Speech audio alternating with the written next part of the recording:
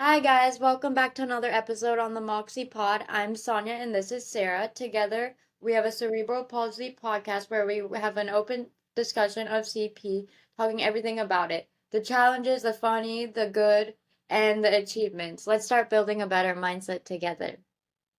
Thank you, Sonia. So today I'm so thrilled because we finally get to do a Q&A. So Sonia and I will be going through a few questions that were so well crafted.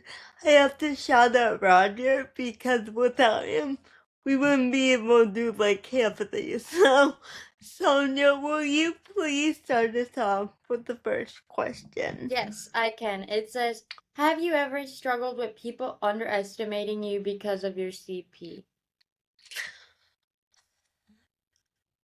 1,000,000,000%, yes. Typically, the more someone tries getting to know me, the more they see the person beyond the CP. So, like, those first introductions, I always see that little gaze in their eyes, like, It's a very oh my distinct god, look. what have I stepped into, you know? And, Right. so I think almost everyone makes assumptions about Uh-huh. me. Again, because of my voice. They think which there's no issue with, but I'm not, intellectually impaired. But Right, they right. just make that assumption. So that's like, even when I go to bars, or when I was younger, I went to bars, I went to like these thing with my friend, guys would hit on me, and the second I talked to them, they'd be like, they'd be like, No. oh my god, I've fallen, and they can't get up. So, definitely, I have that issue with people underestimating me, sorry. But I will say, like, but my neighbors, things like that, people at the grocery store, they slowly get to know me, and they slowly get to know, okay, I misjudged this girl. I feel like shit, but at least I Going know forward. now, yes. I think first glance, first interaction, people treat me if they're talking to a child. Just like I'm incapable of funding for myself. Like, oh, where's her caretaker?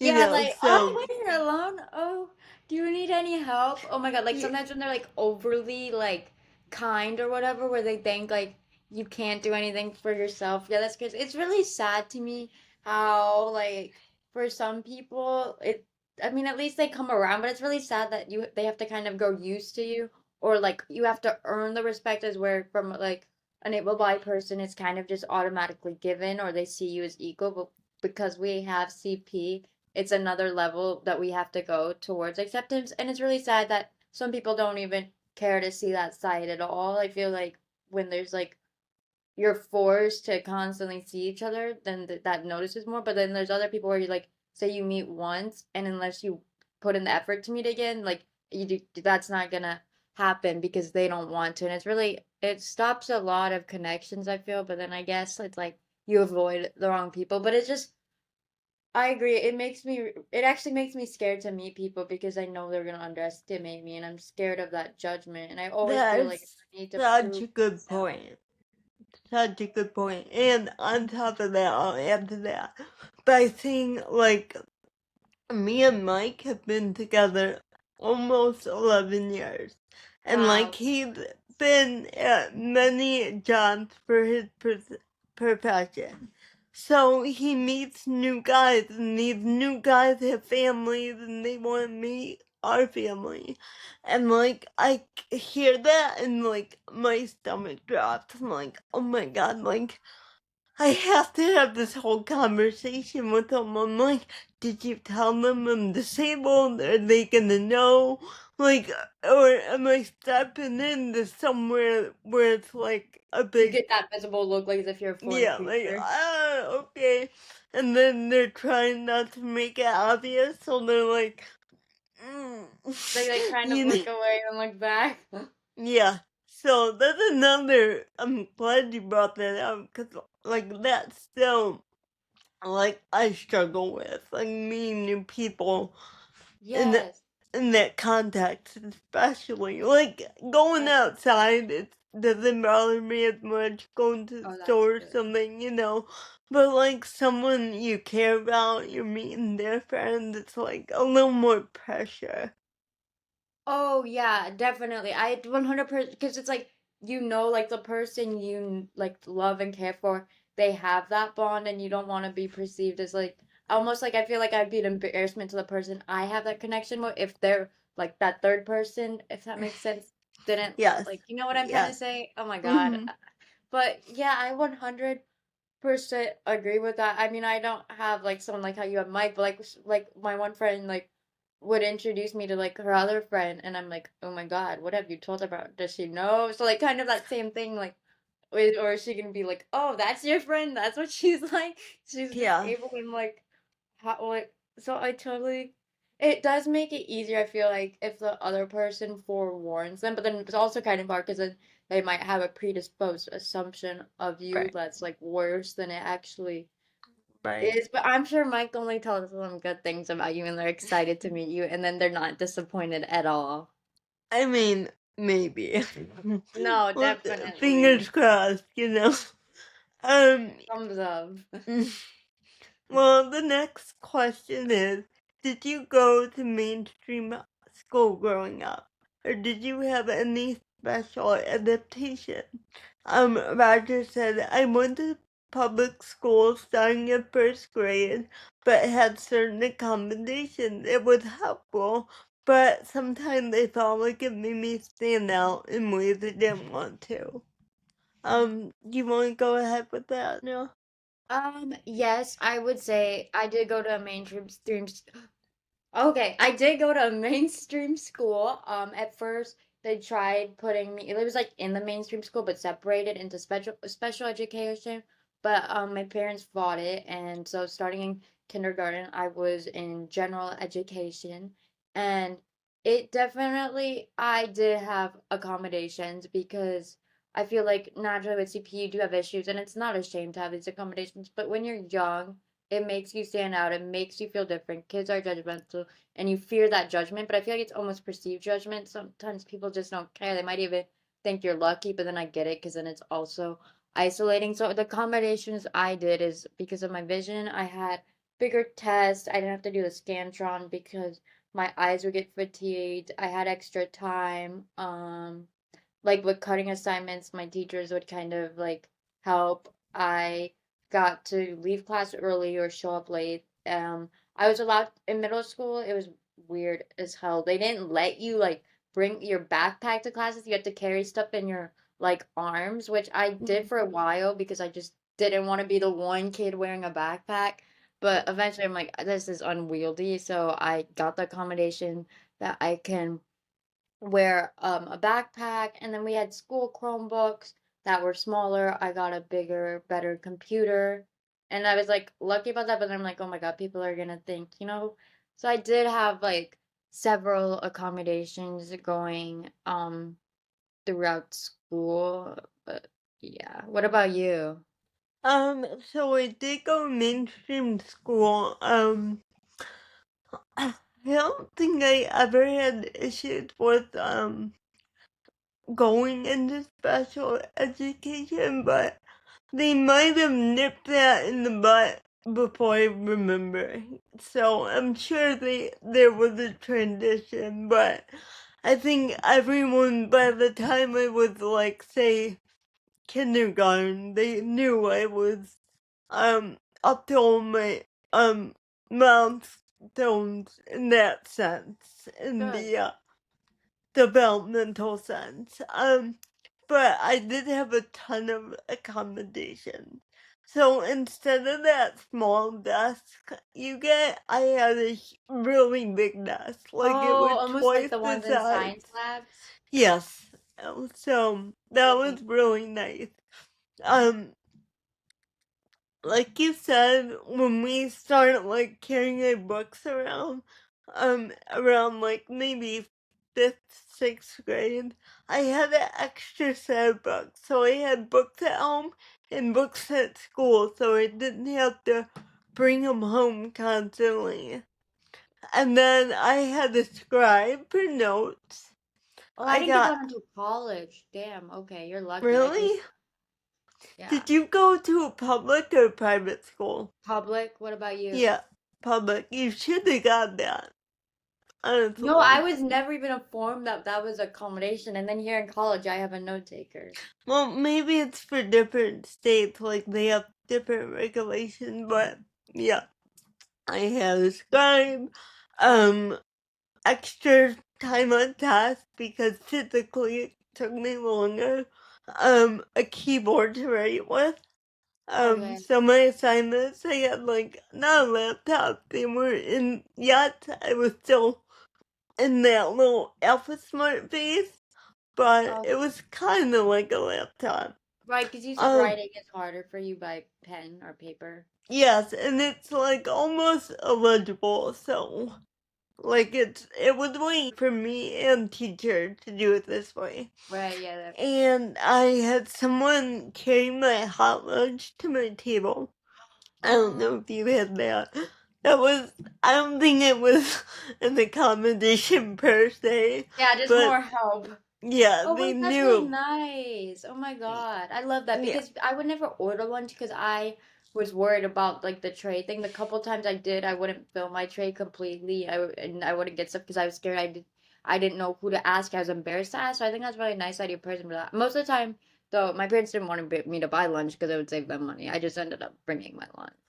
well, I was on the lower. I literally had to ask like the teacher to pick someone, or I don't think they would help me. Like, Oh, they, you had to ask the teacher, hey, can you, and they designated a student to do that for you? yes, yes, Wait, yes. that's so awesome. I'm proud of you for advocating yourself and talking to the teacher at least Well, about it. I was a hungry bitch, so Yeah. I had Hey, to get yeah, my numbs. hunger gets makes you do things. It sure does.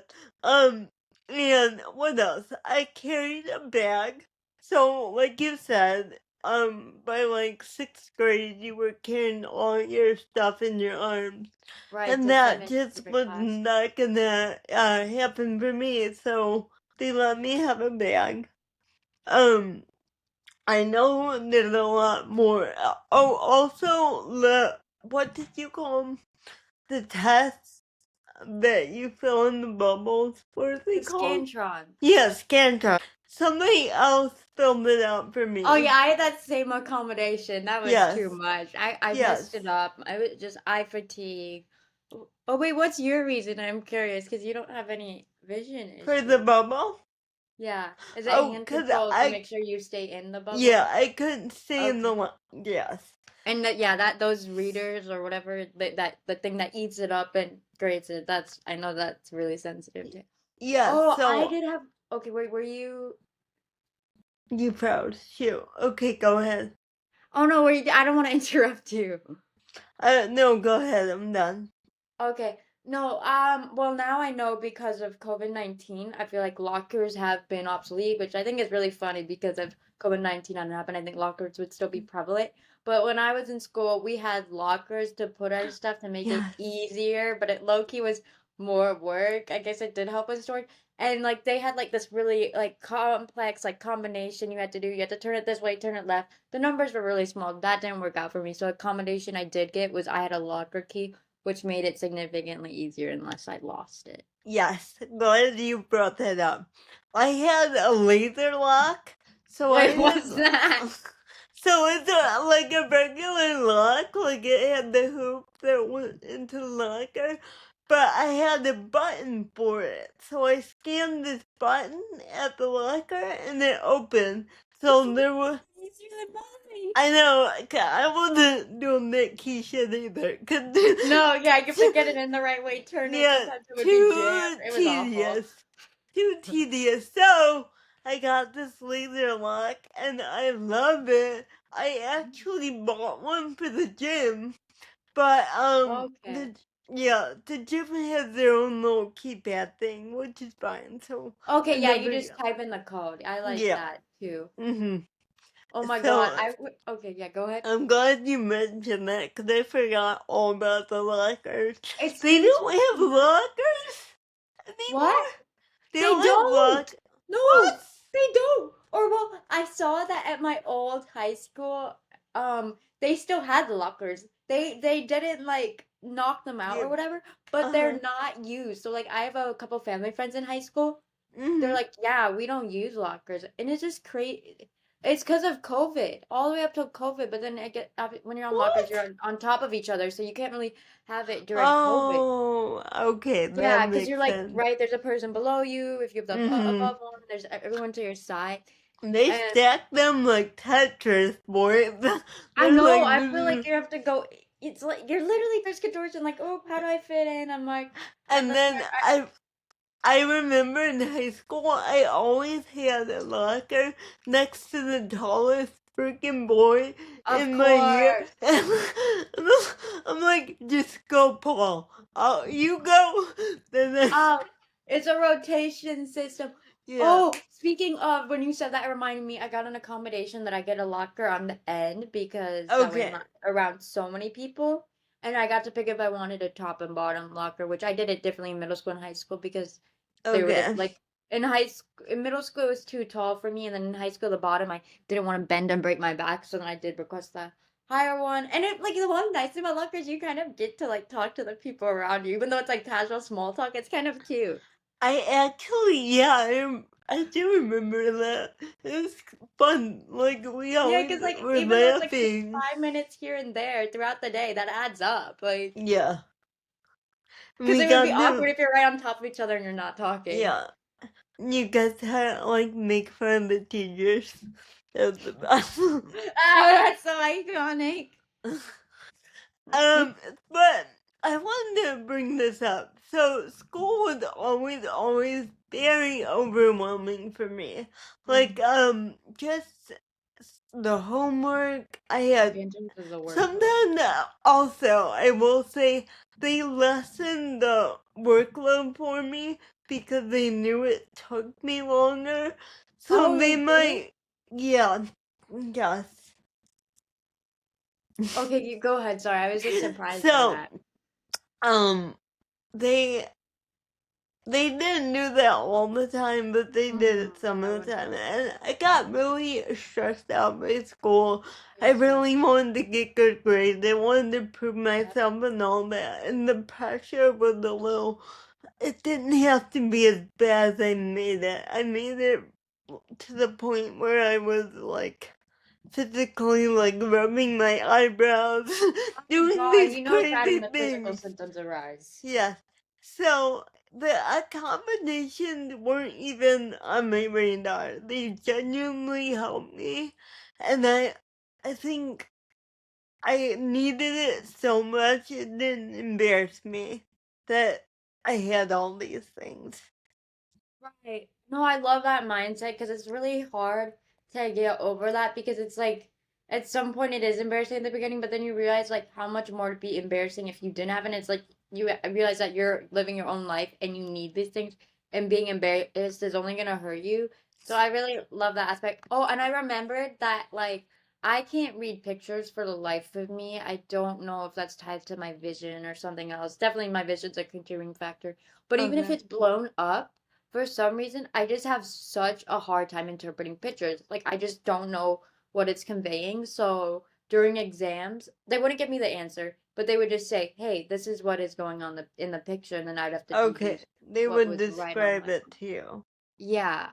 Okay. Although Yeah. I have to go up and ask, and low key half the time I was too embarrassed. Like, why? It's just the teacher. They know. No one I knows other students know. are gonna hear what I'm gonna ask, but I just I was know. so insecure at that time. It's a very insecure time for Yeah, when you're in everyone. grade school. And But I then love you, how you just said that, like, you became to a point that didn't matter, because that definitely was true to me at the end of senior year. Because, like, I literally straight up emailed the, what do you call it? Assistant principal. Like, with hmm graduation, we had to go up these stairs. Mm-hmm. and they didn't have the hand railing on the right side, and I can manage kind of Mm-hmm. without the railing, but like not really. Since there's only a few steps I could do, and I did it during grad practice. But with the Mm-hmm. additional nerves and excitement, I didn't want to fall. Or I didn't want to Right. have to be so like cautious because I really wanted to enjoy the moment. So I did take it upon myself to be like, hey, like I noticed that there's not a railing, and Mm-hmm. so then like a teacher, like a previous teacher, just held my hand, and like I wasn't even embarrassed because I was like, okay, like I need it. Yeah. You know, it's, why are we so embarrassed by things we cannot control? Yeah. Wow. That's Yeah. just, yeah. I'm gonna bring that up later, but that No, point that's is just beautiful. like, yeah, Because getting embarrassed over something you can't control doesn't get rid of the fact that you can't control it. You're still gonna have to do it anyway, so why be embarrassed about it? exactly. Sonia, did you have, like, you got taken out of class for, like, PT and OT and that stuff? Oh, yes, I did do Me that too. when I was in very early elementary school. Well, I'll get into that. Okay. But yeah, I did have an OT, but the way they did it was terrible. They were trying to get me to learn how to do everything with one hand, even though I can Mm-hmm. have very, very, very, when I say very minimal usage of my right hand, I mean very, but it's like I would like to use it like as much, even if like I can't hold everything or whatever, but it's like it's like why make it useless if I still Yeah. have it, and I know obviously the scope you can't change what I will be able to do significantly because it's just not very functional, but I didn't really like that. My parents didn't really like that, so they took me Mm-hmm. out of OT. But I did consistently, oh my God, she's the best, and I'm still in touch with her to this day, even though I graduated almost 2 years Mm-hmm. ago. I did have a vision teacher who we would just work on my vision typing skills, or she just evaluate my vision. And honest, I can't remember what else she did, but it became more into like it's like a socialization, someone who was there for me, and she would advocate for me even like in regards outside of visual stuff, like if I was something with my hand or my legs, like she was amazing throughout high school, like, and she was able to like look out for me. Like I was told her I was worried about the labs, and that has nothing to do with vision. That has something to do with my hands. And so she talked to the teacher. She's the best. So yeah, I had that consistently, but I stopped PT and OT early in elementary school. Okay. Yeah, I was taken out from, like, I think, first grade to eighth grade, Oh, I whoa, a think. while. Yeah. Um, so I became, like, I had some of the best therapists. Like, they were Oh, amazing, amazing that's people. And I great. wish I did keep in touch with them, 'cause It's harder when you're younger. yeah, they were almost my friends when I had no friends, you Yes, know. They would literally. listen to me, they would Mhm. joke with me. Yes. It wasn't like a teacher-student No, there's not that relationship. same power dynamic at No, all. and they were just some of the most Wow. special, kind, warm-hearted people, and I'm so I glad. wish I could say so this is me saying thank you so I hope they much. see this someday. I We hope should they literally see. try looking up their email or something to show your I appreciation because that's Yeah, beautiful. like, I don't even know their last name though. I Oh, you called them by don't? their first name, you know, like That's it was so like, like you that's how you know, know it's so casual. And I love how they like say they're only there for you for PT, but really not. They just go out of their way, and it's more of a personal connection rather than like a yeah, therapist or what. So did you have one for speech too? yeah, not in, maybe, Not in school. I think I did, but not till eighth grade. It was, Oh, so then from 8th grade to 12th grade, did you have a speech one? I had no one, like, from Oh, eighth okay. to 12. Do you want to take the next one? Um, yes, I Number do. 3. One second. Okay. No, take your time. My eyes start to get overwhelmed with like No, you're finding stuff fine. for Take some your reason. time. Um, has your CP changed the way you think about relationships or dating? What were your experiences like with guys? Because Go ahead. So, Roger also says that dating has always been hard for him. He's very self-conscious and always seems to run out of things to talk about. Yeah, I mean, dating is hard without any type of ailment. So you add something else, it's like, it seemed impossible, but it's not. Um, in the beginning, I was hyper focused on how CP would affect my relationships, my romantic relationships, especially because you're in high school, you see all your friends having boyfriend, girlfriend, and you literally feel like this is never gonna happen to me. I'm never gonna get that. No one's ever gonna look at me and want to be with me. And that was going forward, that was my thoughts about myself. I had very, very low self-esteem and very low self-confidence, and it showed. I was not this person I am today at Oh, all. progress. Can we take a minute to commemorate that? Very shy, very soft-spoken. I'm still soft-spoken, but I was just like a quarter of who I am today. That's Oh how I'll my God. describe it. I'm so And glad you're 3/4 better. Wow. thank you. But because of that, I wasn't looking out for quality. So I wasn't looking for things that I want in a partner. Uh-huh. Um, what changed the way I thought about relationships was the guy that was saying, like, they were non-committal. They Of really, course. of course, yeah, they were only looking for, you know, a sexual type of relationship. True. They couldn't hold a job. They were, they weren't high quality. No. So when I was seeing those guys, I kind of looked at my future and my outlook on life, and I thought, I think deep down I felt this desire that I wanted to have kids and I wanted to have a family and be a mom. But dating those guys, I was like, I'm never gonna be a mom, and no one's ever gonna want to have kids with me. They're You wouldn't gonna. want them to be the father either. Right. Well, at that point, I was so, I don't know, disheartened by many relationships I had at that point. So it was just looking in that direction for me. It was making me change my outlook.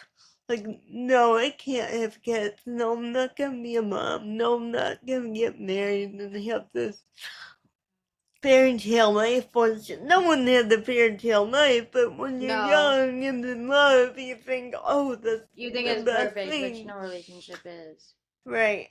So I started thinking, I need to stop dating. I'm done with this. I I don't want to keep circling the dream with these people and just finding myself in the same type of situation. But it's funny how when the right person comes into your life, your whole perspective changes. So when I met Mike, I wasn't looking for a partner. I was just, I was on the rebound, I guess. And I was just like, fuck this, fuck us. Right. Like, It was, whatever. I got out of a horrible, horrible. Yeah, so I was like, I met this guy. I'm like, okay, well, he's really nice. And we were dating for maybe a couple months at that point. And we were eating dinner, we were at a restaurant, and he was saying, like, would you want to have kids and stuff like that. And I was like, oh my god, no, that's just not in the cards for me. And I seen his face get so sad, and I'm like, wait, do you want, What? you want, you want to have a kid? Like, hold on.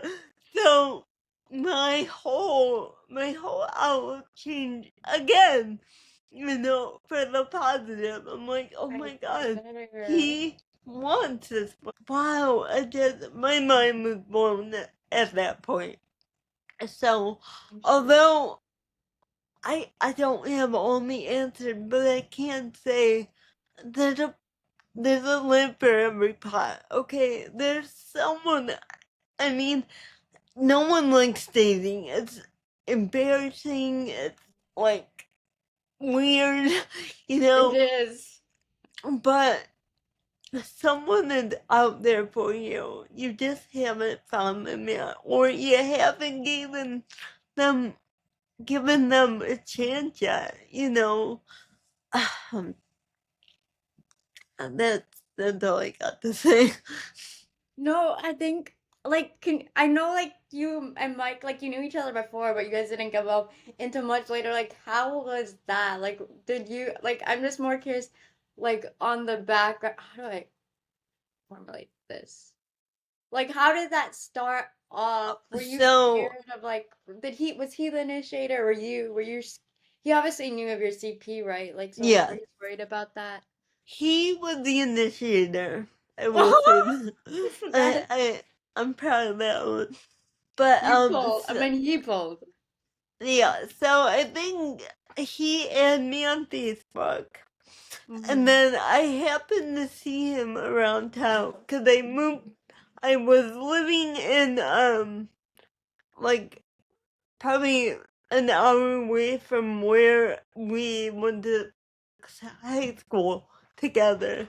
So I happened to be back at that time going to this restaurant, and he was there. And he actually was like, "Oh, Sarah." And so a little background, he was a little like bigger in high school. So he had lost a lot of weight when I re seen him, re met him in this restaurant, and I'm like, hi, did Man, I did not recognize him at all because he lost maybe 60 pounds.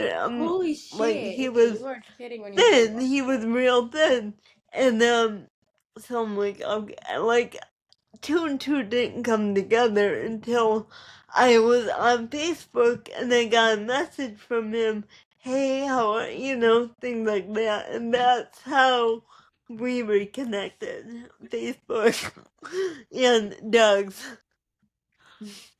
Ah, I love that. Oh my God, that's literally like out of a fairy tale. Low key, like fate, like how you came back and you ran into him at a restaurant. That seems like something that only happens in a book or movie. Like It's perfect timing. a hillbilly fairy tale. Hey, Hillbilly Fairy Tale is cute, and that's so cute. He added you on Facebook and messaged you first. Oh my Yeah. God, I'm so in love with And that. that was like the first time for me too. I feel like I was always chasing these relationships. Oh, that's so bad. And then, and then I'm like, oh wow, this is I Wow, can, real I can guys do do this. exist. Yeah. Sonia, what I want to know Hmm. is what you need and want in a partner. Like in terms of A romantic relationship. Yeah, yeah, what no, are but like you what do you mean like looking for? specifically like I'm Okay, kind of confused. do you want someone funny? Do you want Oh, you mean some in like general? that? Okay. Yes, I want someone really funny because Mom, I feel like honey. my humor can sometimes Mom, be you forget misconstrued. So honey I want to be too. able to like joke with each other. I want him to be very accepting of like my CP, but I don't want it to be like where he feels like he has to be a caretaker, but I want to be like equal, but then also like he knows like when I need help. I want someone um loyal, of course, like definitely. I love thoughtful. Like to me, I think thoughtfulness is so cute. Ugh, like that shows that they care, puts in effort. That's very important to me. I don't want to be playing cat and mouse. I would say I don't know. Whatever. I've never. Um, trying to think what else. Someone. I want our goals to be aligned, our whole notions to be aligned. Obviously, I want someone who's made motivated, wants to do something with their life, and um doesn't want kids because I feel like that's a clash of just problematicness that I don't think I mean, if I really cared, I would give that up, but ideally, I wouldn't want to. Someone who loves to travel because I love to travel. That's a Trying to good think. one. That's like all I got. No, that's good. I'm curious. Okay, so question 4. What's one thing you wish more people understood about living with CP? And Roger writes, personally, I wish people knew that CP affects everyone differently. What's tough for one person might be not tough for another. It's not one size fits all. Amen, brother. I agree. Literally. um, Agree. what would your answer be? I It's one 100% thing. agree with that, and I definitely like. I wish people realize. Like, I mean, I guess they do because people are like, oh, you're so strong for dealing with that. But also to me, it's kind of just normal. It's the only way of life that I know. I just wish, like, that they knew we wanted to be treated as equal and not Mm-hmm. as any different, but be seen as a human. Like, I don't want our CPU to be obviously, I mean, I say our, sorry, this is my experience. I don't want my CPU to be like completely disregarded because it is a part of who I am, but I don't want it to be entirely who I am. So I wish people were more aware of what CP is and how to just go about like asking about it or you know I just Just would not. I not. wish people wouldn't just discount me because of my CP. Like, Yeah, it's like they get shell shock because mhm. they're just not aware of it, which I think it's the number one physical disability in the US at least. So it's No. not like it's like I bet everyone has met someone with CP, whether Yeah, they know or it or know not. of someone. Yeah. So I would say mine is just because your body failed you, you're not a failure. Yeah. So, No, go ahead. I was just agreeing. amen, right? Yeah, literally. So, I've always been very, very self-conscious about my disability. I get so almost, I don't know, jealous of people who can just live their life with their disability, not letting it hinder them. I think Yeah. that takes a very brave, very strong person, and like God, you give us all hope. But Right. um, for me personally, it really hindered me and stopped me from so many opportunities I could have followed if it not were not for my own insecurities. And the reason we started this podcast was to show like the world you don't need to be embarrassed. Everyone struggles, and I want to give people the chance to undermine my worth. And this is me stepping out and saying, I'm done. I'm done being embarrassed. I'm done being self conscious. Like, yes, my body is different. It moves different. I speak different, but I still have worth. I still can help. I can still contribute. I have blood in my veins just like you. So why does it have to be such a huge cliche about disabled people? Like, it shouldn't be that big of a thing. Right.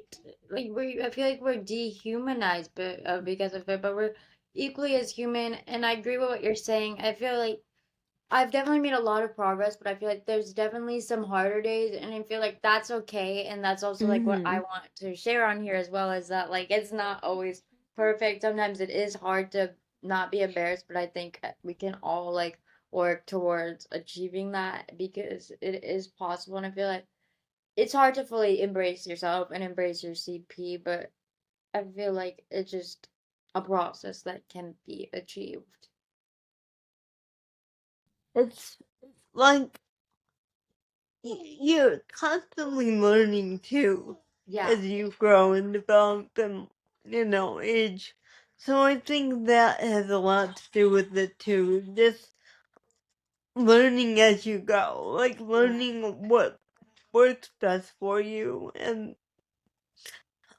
yeah, I think I'm getting off topic, but learning as you go, growing self confidence as you learn it. Yeah, No, something I like think that's that. very true. I think the more you grow, the more you learn. It's like when you're Mhm. younger, you don't have all these experiences to teach you. You have this like almost like blank slate, and as you grow older, it becomes painted. Yeah, sometimes like black paint may come in and shatter it, but it's like you can always like wipe that away, and you learn from the mistakes. You learn from the experiences, and you just really learn to just not care as much because you realize things are just not as deep as they seem. And I don't know. He's like someone can tell you that. Like someone told me that like 1,000 times as a kid, but some things you just simply don't understand. It's something that you have to actually learn for yourself. No, it can't be just someone telling you. You put that 1,000 times better than I did. So No, you thank did you a good job. very much. No, you did. Thank you. Um, can you take number 5, please? Yes, I can. Have you had any surgeries or treatments that really made a difference for you? Um, so I have not had any surgeries. Um, but I have been recently interested in Botox injections. Have you Okay. ever gotten any? Yes, I did get Botox when I was younger. I remember. Unfortunately, I was so young, and when you're young, how we're talking about, your mind is so jaded. And I just Mm-hmm. remember the painful process being on that hospital bed, getting injected. I have a high pain tolerance, so I didn't cry, but I just dreaded it. And because I was so young, I didn't appreciate the results, so I can't really Mm-hmm. attest to like how helpful it is. But I think it Mm-hmm. really does loosen your muscles. So I would love to, now that I'm older and can actually appreciate that stuff. Do you try it in your hand? Like your affected hand? Or Yeah, where would you get it? I did when I was younger. I'm not sure exactly where it was. I think it was on this part, but Okay. because that part is really, really tight, and I Okay. feel like it would probably help open up my hand and make it less tight.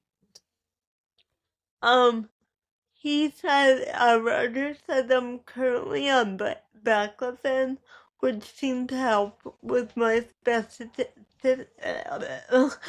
You, spasticity, but it makes me so tired and sleepy. And I'm candidate for the baclofen pump. I will say I would not get the pump. I just don't think it's right to have some, unless you're seriously in yes. chronic pain, then yes, obviously do what you think Mhm. is best. And that pump, I can't get behind it. No, Not me unless, neither. I'm like the pill devices, in my opinion, hmm because I do take and them.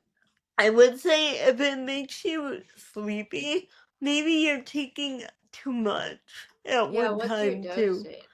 Yeah, So I that's take what I 10 would milligrams say. and I don't really get sleepy. I used to, like, ever since you told me, like, you can take it on an empty stomach, I now take it in the morning and yeah, I don't, because that way I can have my hands and arms looser throughout the day. And I Right. don't really get sleepy. So I know a factor is that it can make you drowsy, but I it- know I was on this other muscle relaxer with the back one. I think it was called trizanidine or something around that.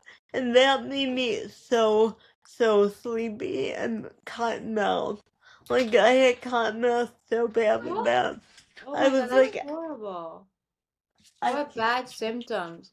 It sucks when yeah, these and medications can help alleviate the targeted problem, but then it's like the symptoms are like, well, is it actually really worth it? so I got back when I was about 16, and it made me so angry. It messed with my emotions, and I think because I was still going through my growing and my hormones were changing, Mhm. it just did not work for me. So I didn't get on it till I was like 22, Oh, actually. wow. Yeah. I didn't know it could make you angry. What made you go on, try getting on it at 22 again? I went to a neurologist, and they were like, it might help you just want to try it again and see what happens. And I'm like, I guess. So I Worst thing is to tried stop that, and taking it. yeah. So it really helps me, I would say. I'm And glad. so I was off of it for a couple years after I got pregnant and then breastfeeding all Oh. that. And then once I got back on it, I mean, I think I felt a difference, but I think in my head it was so much more than I thought it was. Does Oh that yeah, you make like sense? almost glamorize it. Yes. Yeah. I guess because you want to see and feel that difference, so you make it out to be bigger than it actually is. I think I low-key do that too. Would you ever get the pump, the baclofen pump? No, I would Yeah. not. The No. pill does enough for me. If anything, I would get Botox. Yeah. I think I'm like on Reddit. I was like, hey, crazy far out question. But if I got Botox in like my mouth or jaw or something, do you think it would affect the way I talk? Do you maybe like have clear voice or something? Oh, And want to make your voice clearer? oh god, yeah. I'm like I would love that. But I don't think it works like that, No. actually. I mean, you could research it. I hope Yeah, that it does, because that would be pretty cool. because I think I talked about this before. I don't know if it's the muscle in my tongue or like what the thing is. So you're right. I gotta research it much more, but What is that's crazy that the doctors don't even know. Like, what? I'm sure they do. I should go to a specialist and figure it out. But yeah, they probably told me before. I just don't remember Right, because I think really. we're always bombarded with information. It's hard to Hmm. retain all. It's like with all the diagnoses, all the issues, it's like, it's hard to always Yeah, know the explanation why. Like, you may know what you have, but not. yeah. Is there anything else you want to add to that question? Yeah, I have had a couple of surgeries. I had one on my arm and leg, and then I think it was called constraint the therapy because like I know it's not surgery, but in terms of treatment, it's where they put my left hand in a cast, and I had to do everything with my right hand, which I don't even remember. I was so young, I don't know how I do that because I don't have much function. Although I think I did have more function with it when I was younger, so I did do that as a form of treatment. Okay. Um, the surgeries like were okay. I wouldn't say they actually really helped for me personally. I think the leg one helped very, very temporarily where I could fully outstretch my legs, but I think I and it kind of helped my walking gait, but and it kind of just reverted back to it what where it was. The hand one was yeah, pretty ineffective, but that's just my experience. I know for some people it can be pretty significant, but at the end of the day, it is something like because of our brain, and so like getting Yeah, surgery is not gonna fix it entirely because that's not where the problem results from. right. I know that they're like trying to help, but at the end of the day, is it worth the risk worth the reward? Yeah, You sometimes know what it I can mean? make it worse.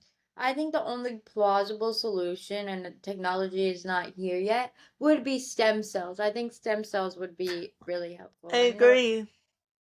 Mhm. you can like get stuff done in like other countries outside of America. Like I was thinking of maybe like Mexico because I know there's like a prominence of it there, but Yeah. Tijuana, the Mexico, or I would the. totally be down to try stem cells. I think it's a great. Me too.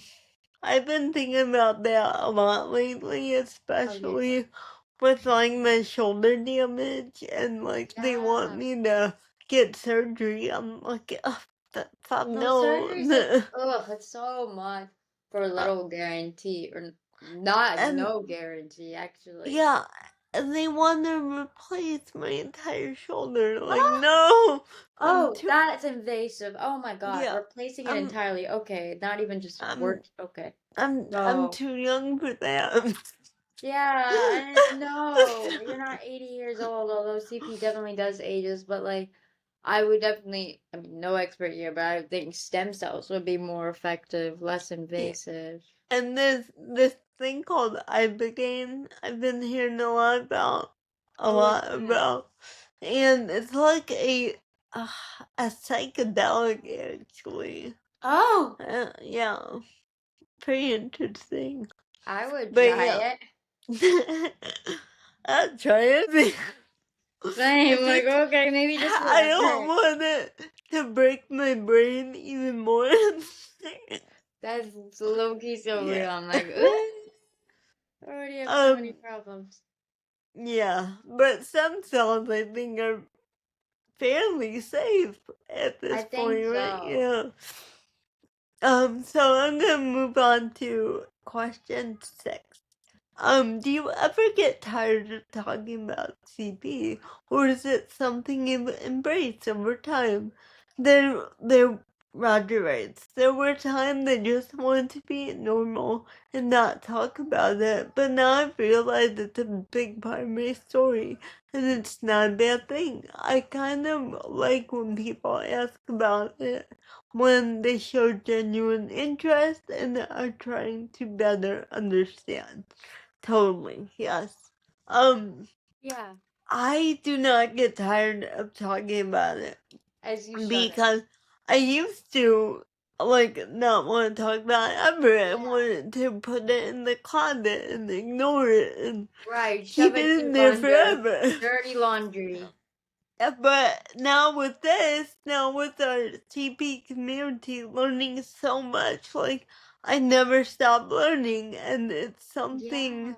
that is incredible. I feel like me ignoring it did such an injustice for me and for able-bodied people because Yeah. they can't understand either, right?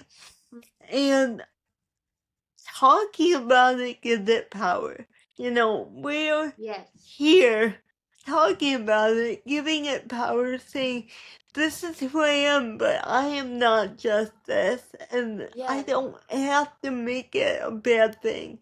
So, yes, I will never get tired of talking about TP. And even though this is a CP podcast, we talk about much more things and we go in Yes. depth and Which I love. yes, You guys love too. yes, I would agree because I think it's really important to bring awareness. So you can't ever get tired of it. And it's like if you want things to change, they're not gonna change automatically. But like how you said, like talking about it is power because that's how we can start fostering that. the Because better thoughts, the more inclusion, yeah, the thoughts for, why am I embarrassed by something I can't even control, you know? Yeah. No, I 100% agree because talking about it literally, it just gives people understanding, even in your day-to-day life, if it's not on a grander scale of who you are, and people will be able to better understand you, on your needs. Right. Yeah, and it's like that way you're not hiding a part of yourself because even though you sometimes at some points you might want to deny it, CP is a big part of who you are, and talking about it can be really relieving. Yeah. And so I go to things with a bunch of kids. You know, I take Eddie to Mm, library, then to the gymnastics. gym, yeah, all that stuff. And you know, there's nothing better than when the kid is like, "What's wrong with you?" Oh Because yeah, it's kids always like, ask. that's genuine. Like they want to know. Yeah, kids. They're They just confused. And when I see the parents get mad and say, "Oh, don't say, don't say that." You know, it's yeah. kind of like you're telling them, you know, ignore it, pretend you Right, don't see pretend it it. doesn't exist. Don't just Which do that. I'd rather them say what's wrong with you. I'd rather them say, why do you talk like that? I love a chance to explain to them, which is hard for a kid to understand, right? A disability, but um, at least I get that chance to kind of introduce them into this whole part of life that they don't know yet. Because clearly, if they're asking what's wrong with you, they've never seen it Seen it, before and they're exactly. curious. Yeah, because Because obviously there's they're, nothing wrong with you, but they just, yeah, like yeah, I said, haven't seen it. So for them, it's like, oh, what is wrong with you? Even though it's it coming, sparked their curiosity. And that's a yeah, curious. wonderful thing. You have a teachable moment at that point, you know? Yeah, So I embrace it, the good and bad, I definitely. agree. I think it's okay for people to be curious, and kids don't know how to ask in a better way. And for the parents, like trying to hush, hush, hush it, like it's just kind of, yeah, disregarding something about you. And it's like then they're, well, it's like just because they don't ask about it, they're still thinking about it. So it doesn't give them the chance to fully know you. And because they don't ask you about it, they might like internally be like kind of Oh, that's undermining you bad. instead of just Yeah, straight up asking you. yeah, I totally. just don't want to sometimes have like the hard conversations because it might be awkward or because Right. Because they don't want to get embarrassed in turn yeah. as well, you know? Hmm. So, mm, yeah, I love that question. It's a good Me question. too. It's a really good question. Uh, um, yeah. number 7. Number 7. How often do you get depressed? Um, I get depressed quite a lot. Probably every month I'll have Okay. maybe a couple of days where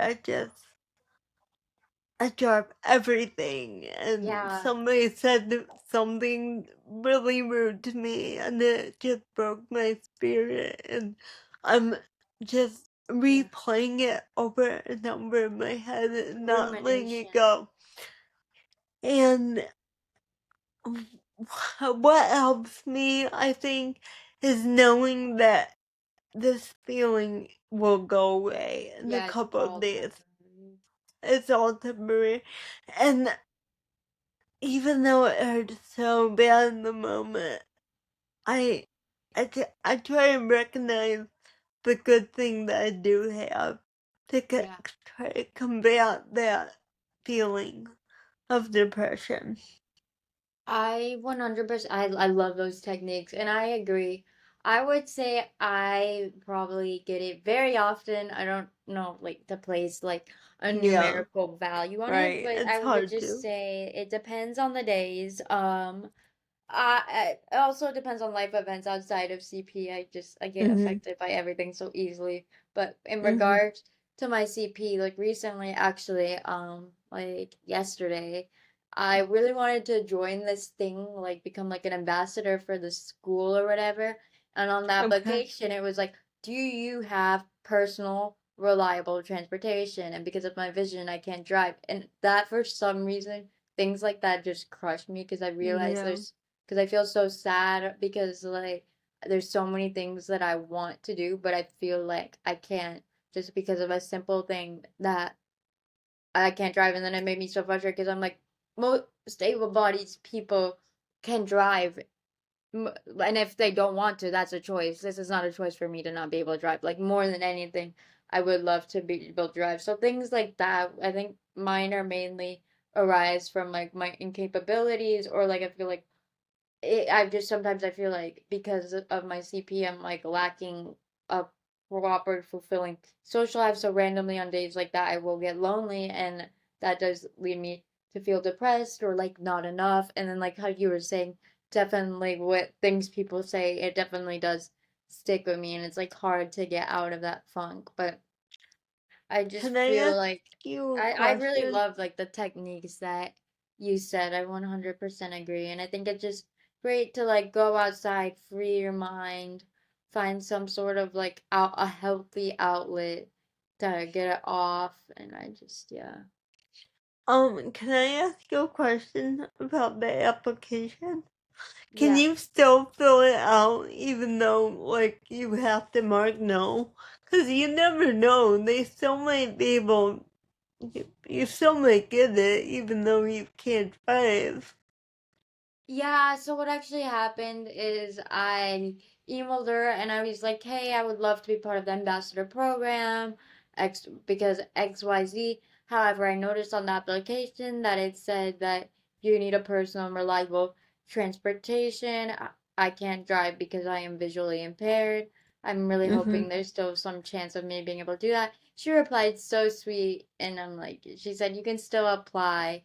And I'm like, okay, thank you. I hope it Yeah. doesn't discount against me, but yeah, so I think it's even better that you explain your situation rather yeah. than just saying no and turning it in, you know? Yeah, because then that might have definitely counted a mark against me, because then like now that when she sees my name, she can attribute that. Or I Yeah. think it's better because I just wasn't gonna do it at all. I wasn't gonna mark no, and I think that if I hadn't asked, that would have been Yeah. a missed opportunity. Pretty like, oh shit. Yeah, something Okay. that I would Yeah.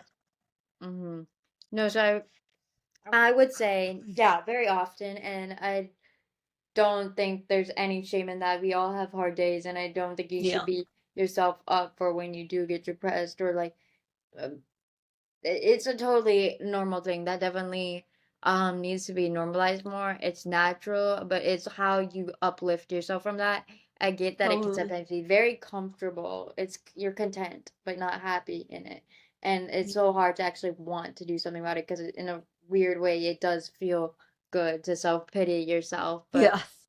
like you just have to get out of it, but know that it's okay to be feel that way as well. Yeah. I know. I just Somebody, repeated myself 100 times. it's okay. Somebody, I was reading something and they put there is value in feeling sorry for yourself.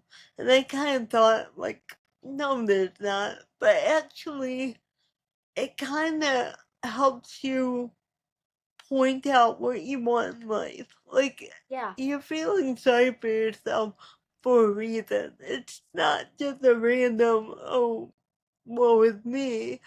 It's significant things, or sometimes not significant things you want to change in your life. That it kind of tells you what you want in life, also. I 100% agree, and I think it can be a beautiful thing because it just means that if you're sorry for yourself, you care for yourself, because which I think is great that you at least have somewhat self-love, even if it may not be fully, because like say externally, like you may feel sorry for your friend, and that's because you care for them, and so a random stranger, someone you hate, and say something happens to them, you'll never feel sorry for them. So when you feel sorry for yourself, that means that you do care for yourself, and that you can only that now next is improving that. Yes. Step two. And number eight is tough, but we're gonna go through it together. I'm having a hard time with life the past 2 years. I'm deeply sad I cannot walk. And again, there's value in that. Like, we all have to face what what we have to deal with, you know. When we have CP, there's a certain point in your life you have to accept your downfalls. Here's what I can say, comfortably say, because I too struggle with things I can't control.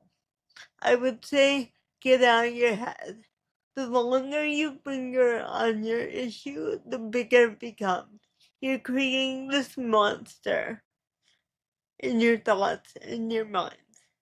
Then I would say get outside, go get sunlight, stretch, do a chore you've been putting off, and this is gonna give your mind a reset. You're gonna be like in a different zone, doing your thing, not thinking about your issue. Then here's the thing. I'm not gonna lie to you and say everything's gonna be okay. You're gonna have good days and you're gonna have bad days. And the fact you can't walk is a fact. You this is it. This is your life. Yeah, I'm And sorry to hear that. I'm yes, and I know you're a capable individual with many skills, and that's worth focusing on. Not what you can't do, what you can do. And lastly, I would say it's been 2 years. If you're struggling that much, it might be time to get professional help, some counseling or something like that, because that's a long time to be focusing on that, you know. But I will say, like, having CP, your problem don't go away. So you do see them every day. So I think that's part of it, you know. It's not like a cut that, you know, you feel a couple of days and it goes away. It's like Yeah. very significant. So I I am sorry and I know you're struggling, but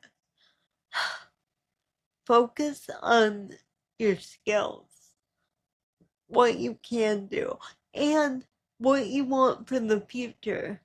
They'll help guide you on healing.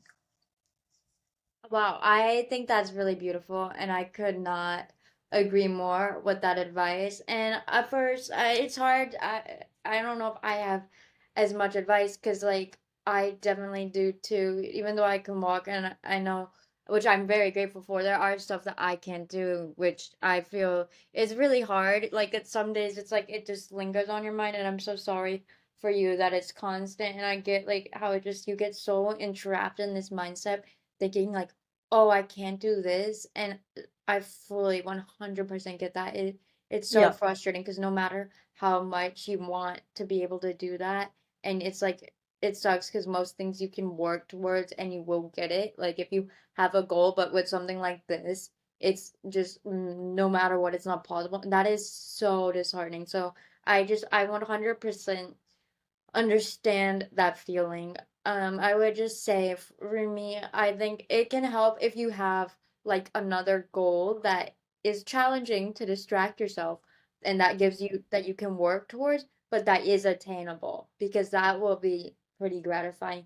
Because it's like, okay, you may not be able to walk, but like how Sarah was saying, I can do all these other things. And if you have this goal that was hard to achieve, it's like, okay, I can't walk, but look at what I was able to do. Like I can still achieve so much. So I think, and like how she was saying, in terms of your future, just because you can't walk, please don't let that define your future. There, you can be Yeah. successful in so many other ways, and that without even needing to walk, which I know, like you may feel like the need to, but like I'm sure that you can definitely find a way. Yes. And also keep a community. Keep keep socializing and Mhm. hanging out with your friends, and don't Yeah. let it stop you from what you love. If you Yes. want a family, plenty of people in wheelchairs have family. They go on, they have a lovely lives. So, just don't give up. No, I End the agree with. story, don't give up. No, don't. And I agree with the whole like find people that you can hang out with and who support you because it's really you kind of feed off other people in a way. So if you have people who are uplifting you, that is going to ingrain that in you and it just Yeah. uplifts your whole mood. So even though it is so comfortable to just sit in bed or in your room or whatever, just milking in this sadness, it's not productive. And just even going out with someone who cares for you can really, it just makes life more fulfilling. It's also, in a sense, a distraction from your head. And yeah. Yeah. Well, that's all we got on the question for today. If you I'm have any more, let stumbling. us know. Yes, I am stumbling on my words today. Same. Did you hear me? I'm like, oof. It's Today's not a okay. good word day. It's okay. I'm sure everyone has these struggles. So we love being your CP friend. We love this community. Thank you for supporting us. Again, we have such a cool guest next week. I'm Yay. so thrilled. Yeah, she's And so cool. I'm so excited for you guys to meet her. yes, so follow us on Instagram and subscribe to YouTube and all that fun stuff. And I'll be in the Discord if you ever need me. Okay, bye guys.